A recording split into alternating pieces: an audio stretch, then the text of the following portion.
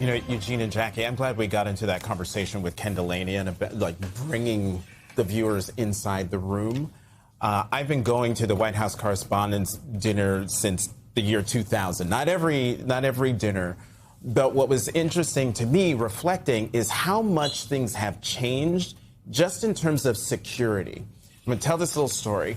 In the early 2000s, a friend of mine sent me a message saying, I know you probably can't get us a ticket to the White House Correspondents' Dinner, but my parents are in town. I would love to do something special for them. Is there any way? And I said, you know what? All you have to do is just throw on black tie, put your mom in a gown, and just come to the Hilton and go down to the level where all the pre-parties are happening.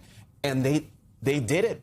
Weren't stopped by anyone. They had a ball. They did not go to the dinner. Since then, we have seen you now have to show your invitation just to get on the property. You have to show your invitation to then get from that main entryway down to the red carpet. You have to show your invitation to get even to the mags, which have always been there, even then. And another thing that has changed, even more recently, we were talking about this before, Eugene, Connecticut Avenue, which in the olden days, I used to like have the car go all the way up, sometimes go through the drive, other times because traffic is so bad, you got out and you walked. I can't help but think that because of what happened last night, that there really should be a wholesale change in the way this event happens from a security perspective. It's going to change the nature of the event most likely, but that experience, and Ken talking about not just the silence in the room, but because our table was so close to that doorway, we knew that was not a tray falling. Those were rapid fire bangs that were so loud. You two knew. Yeah. I didn't. My assumption was someone banging on trays. I thought it was a protester. Last year, when I was president, you had to deal with a lot of these things. And for folks that don't know, if the president comes, the security is led by the Secret Service and the U.S. government, essentially, and whoever else they bring in. It's in concert with the hotel staff, who's always really great. It's in concert with the NPD and the association. If the president of the United States is not there, the association kind of procures security and handles it. The security typically looks pretty similar, if either way.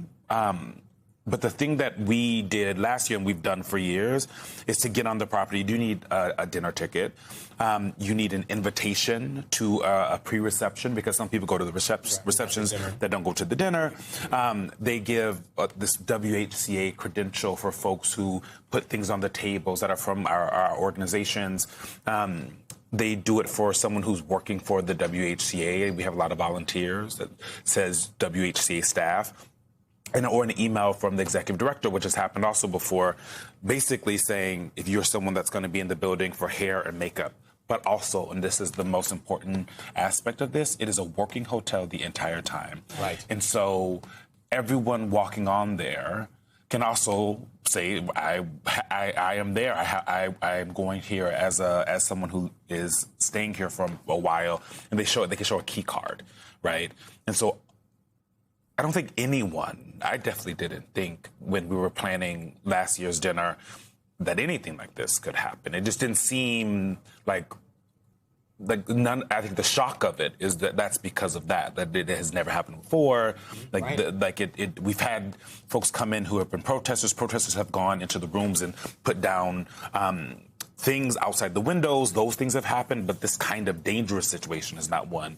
And I think you're right. The security may need to change because getting into the building, there aren't magnetometers. That doesn't happen until you get much closer. And it is a very good point that the Secret Service is not there to protect us. This is something you learn when you cover the White House. They're there to protect the protectees. It is a benefit that they're there for us because if they're handling something, we're probably safer. But there may have to be some additional security that is there for the people that are just there as the folks that are at the restaurant, at the event. As Tom Manger said, the Secret Service, quote, didn't have the hotel, meaning the hotel was not emptied out. Right.